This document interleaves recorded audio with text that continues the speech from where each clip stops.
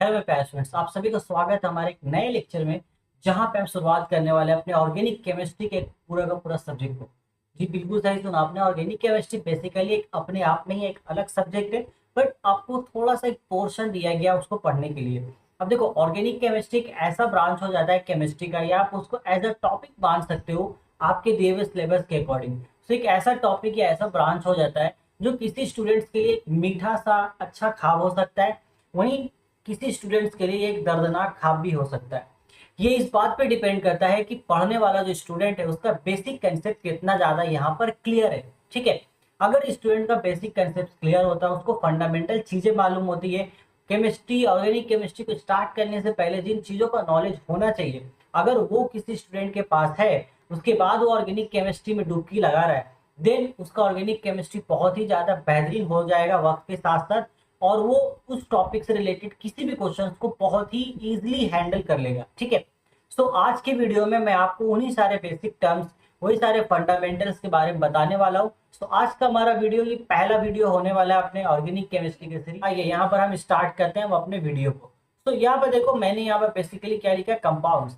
इससे पहले क्या मेन जंप करें ऑर्गेनिक केमिस्ट्री पे, पहले बेसिक टर्म सीखते हैं। सबसे पहले हमें पता है कि कंपाउंड्स क्या आता है, ये we know what is compound. So हम फिलहाल यहाँ देखेंगे कंपाउंड्स का क्लासिफिकेशन किसके बेसिस पे, on the basis of sources. ठीक है, सो हमने सोर्सेज के बेसिस पर ऑर्गेनिक कंपाउंड्स, सॉरी कंपाउंड्स को दो हिस्सों में बांटा है। एक हमने यहाँ पर इसको क्लासिफिकेशन कर दिया ऑर्गेनिक कंपाउंड्स का। ठीक है, तो एक हमारा classification organic compounds and second classification हमारे पास है इनऑर्गेनिक कंपाउंड्स। ठीक है, तो अब इन दोनों में क्या डिफरेंस है ये हम यहाँ समझने की कोशिश करते हैं।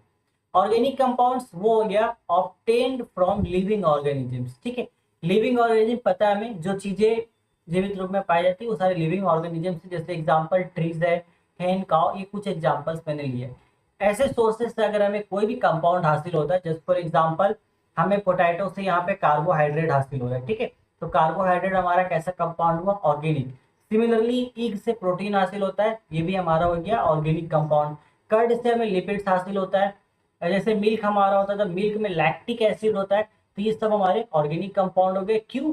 क्योंकि ये सब ऑर्गेनिक सोर्स से हमें हासिल हो रहे हैं। ओके, दूसरा हमारे पास आता है इनऑर्गेनिक सोर्स। ठीक है, इनऑर्गेनिक क्या है, obtained from non living organisms. जैसे एग्जांपल सॉल्ट, सॉल्ट हमारा नॉन लिविंग ऑर्गेनिज्म है, हम बेसिकली समंदर के पानी से भी सॉल्ट हासिल करते हैं, तो नॉन लिविंग सोर्स है हमारा। सल्फेट्स, कैल्शियम सल्फेट हमारा यहाँ पर एग्जाम्पल है, नाइट्रेट्स हो गया एग्जाम्पल, तो पोटाशियम नाइट्रेट हमें एग्जाम्पल याद रखना है। सिंपल सी चीजें, आगे चलते हैं।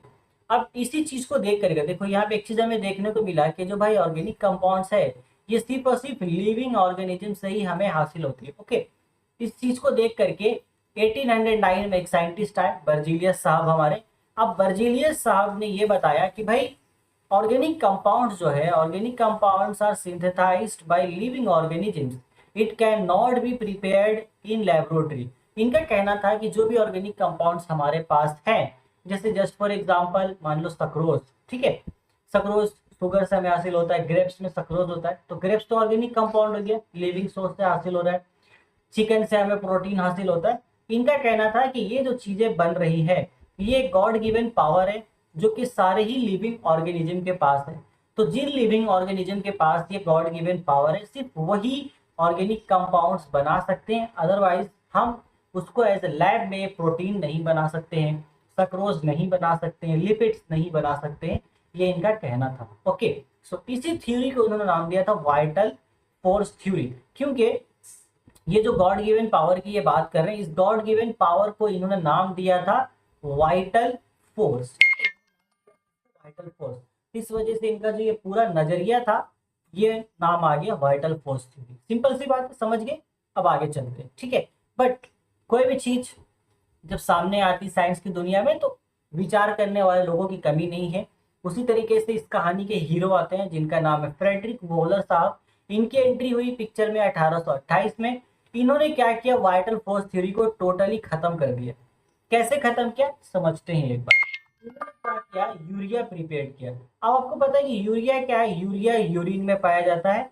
यूरिन, ठीक है, हमारा एज अ ह्यूमन का वेस्ट प्रोडक्ट होता है यूरिन। तो चूंकि हमारे थ्रू हासिल हो रहा है, तो ये एक ऑर्गेनिक कंपाउंड हो गया, ऑर्गेनिक सोर्स से। तो इस ऑर्गेनिक कंपाउंड को इन्होंने लैब में प्रिपेयर कर दिया।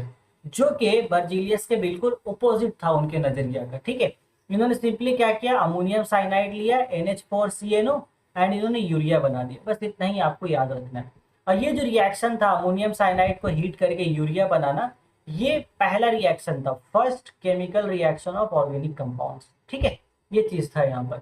तो इस वजह से जो हमारे फ्रेडरिक वॉलर साहब है, इनको हम फादर ऑफ केमिस्ट्री कहते हैं। देखो यहाँ लिखा मैंने फादर ऑफ केमिस्ट्री, क्यों? क्योंकि इन्होंने एक हमें नजरिया दिया ऑर्गेनिक केमिस्ट्री के बारे में। अगर ये जो रिएक्शन है, ये रिएक्शन नहीं होता, अमोनियम साइनाइड को हीट करके अगर ये यूरिया नहीं बनाते, तो ये कहानी शायद शुरू नहीं होती।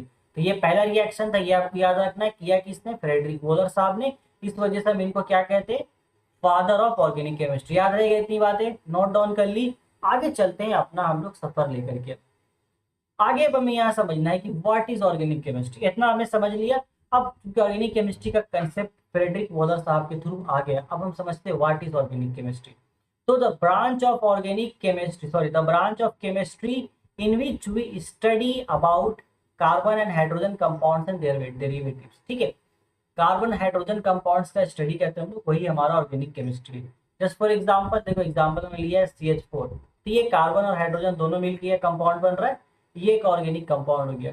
या फिर इसका डेरिवेटिव, डेरिवेटिव मीन्स इस हाइड्रोजन की जगह पे इसको रिप्लेस करके हम कोई और एलिमेंट यहाँ डाल देंगे। जैसे हमने इसको रिप्लेस किया और यहाँ पे डाल दिया ब्रोमीन, तो ये इसका डेरिवेटिव हो गया, मीथेन का ये डेरिवेटिव हो गया। ठीक है, यही चीज होती है।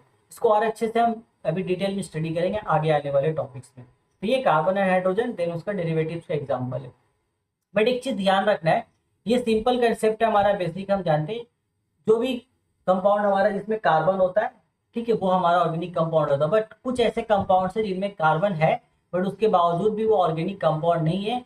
क्यों? रीजन बहुत सिंपल है, क्योंकि उनका जो सोर्स है वो इनऑर्गेनिक कंपाउंड से हासिल होता है। ठीक है, देखो इनऑर्गेनिक नॉन लिविंग सोर्स, जैसे कि ये कार्बाइड्स हो गया हमारा, कार्बोनेट्स हो गया, साइनाइड्स हो गया। ठीक है, कार्बाइड्स में एग्जांपल याद रखिएगा एल्यूमिनियम कार्बाइड का, कार्बोनेट्स में कैल्शियम कार्बोनेट का, साइनाइड्स में आपको सोडियम साइनाइड याद रखना है। सिंपल, इतना याद रखिए, बहुत है, इससे बाहर क्वेश्चन नहीं आएंगे। ठीक है, अब जब इतना हो गया तो एक लास्ट टॉपिक यहाँ हम लोग कवर करते हैं, इसके बाद हम इस टॉपिक को रैप अप कर देंगे।